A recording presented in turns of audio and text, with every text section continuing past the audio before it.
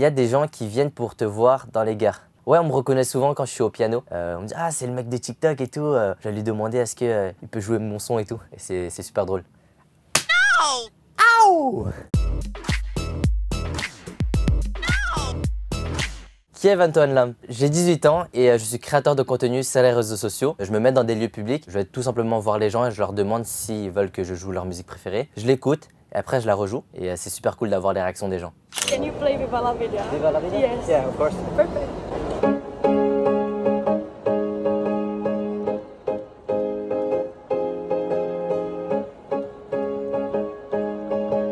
Tu as commencé le piano à l'oreille où tu as appris le solfège. Donc j'ai commencé à 5 ans et à 7 ans, je m'inscris au conservatoire et je fais du conservatoire pendant 10 ans. J'étais pas trop fan de la méthode classique. Moi, je voulais jouer mes propres morceaux et donc comme parfois il n'y avait pas les partitions, j'étais obligé de passer par d'autres méthodes et donc j'ai commencé à développer mon oreille et c'est comme ça que j'arrive maintenant à jouer presque toutes les musiques rien qu'en l'écoutant. Ton meilleur souvenir depuis qu'on te voit jouer sur les réseaux sociaux?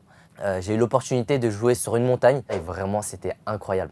Même si j'avais hyper froid aux doigts, mais c'était incroyable quand même.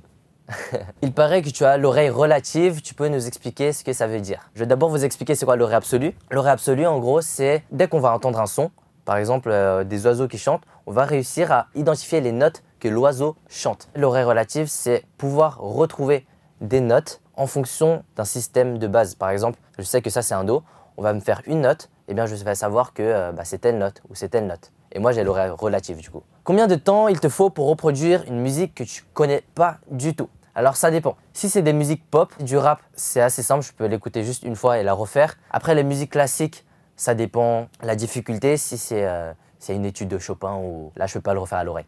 Il me faut une partition.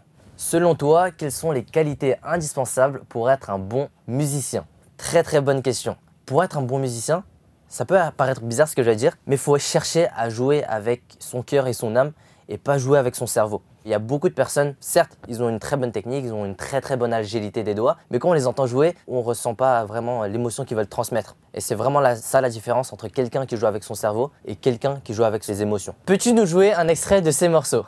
Get Lucky de Daft Punk.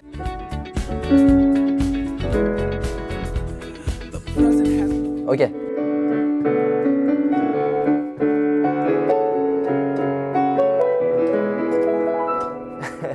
Bolide allemand de SDM.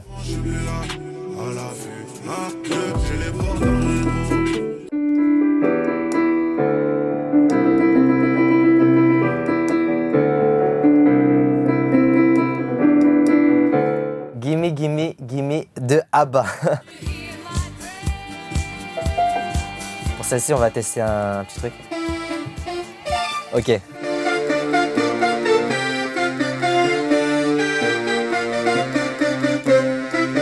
Un indice sur ta prochaine vidéo. Un indice choral.